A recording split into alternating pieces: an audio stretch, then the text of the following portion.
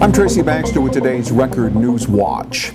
It was back in January when the body of 54-year-old Margaret Peggy Regalia was found inside her Neshopa Road home in Bloomingburg.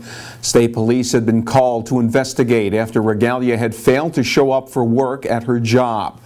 Police said the evidence pointed to Regalia's son, 29-year-old Andrew Moore, who, according to police, had confessed and was charged with second-degree murder.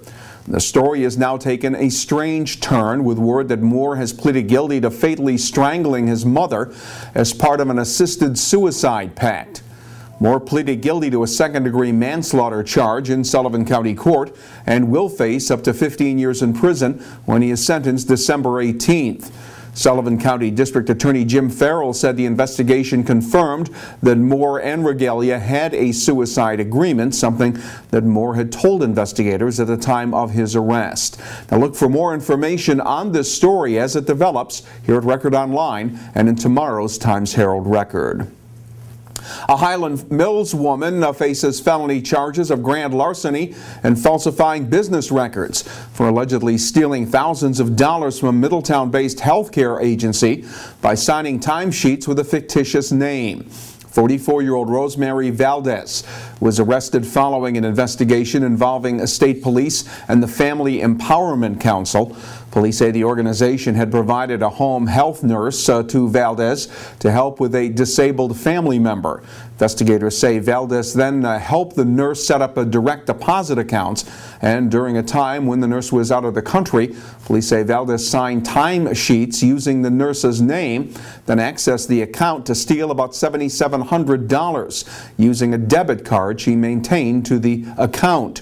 Valdez was released without bail and is due to appear in Town of Woodbury Court October 7th.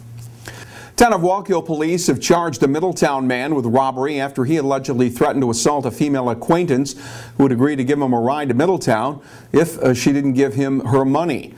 Police said 27-year-old Daniel Rasheem Ligon had approached the 20-year-old woman at her location on Route 211 East early Thursday morning, asking her for a ride. According to police, once he got into the vehicle, he threatened the woman and took an undetermined amount of cash before running off. Ligon was later apprehended at number 7 Fortune Road West. He was sent to Orange County Jail following his arraignment on the robbery charge. Those who favor the privatization of Orange County's Valley View nursing home will apparently try again to get the votes they need to make it happen.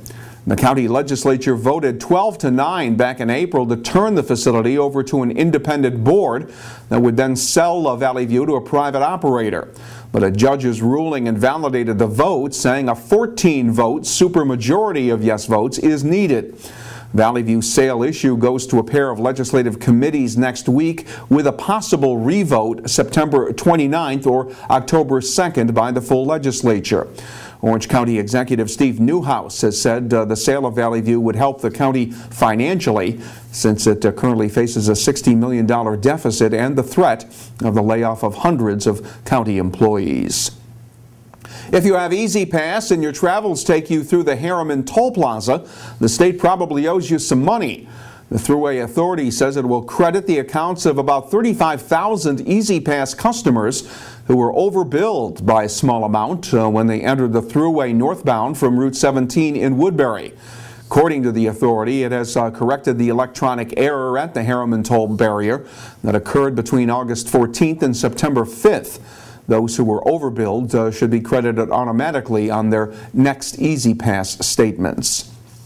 A cargo plane from the Air National Guard base at Stewart Airport is heading to South Africa to participate in an air show, and aboard the C-17 Globemaster III will be 13 members of the West Point Golden Knights parachute team. They'll be showcasing their talents during the African Aerospace and Defense event this weekend in Pretoria, South Africa. The plane will also carry an unmanned drone. Both aircraft will be on display during the event. The Air National Guard's 105th Airlift Wing operates 8 C-17s from their base at Stewart. And the Saugerties Police Department says it has made its first use of Naloxone to reverse a life-threatening heroin overdose situation. On Wednesday, officers were called to the carriage house in the village where they found a 45-year-old unresponsive man. A bystander told them he had been shooting up heroin. An officer administered naloxone, reversing the overdose. At that point, the man became combative with police. Was later taken into custody and brought to Kingston Hospital for further treatment and evaluation. Saugerties police officers are among those in the region that have received training in the use of naloxone, which reverses the effects of opiate overdoses.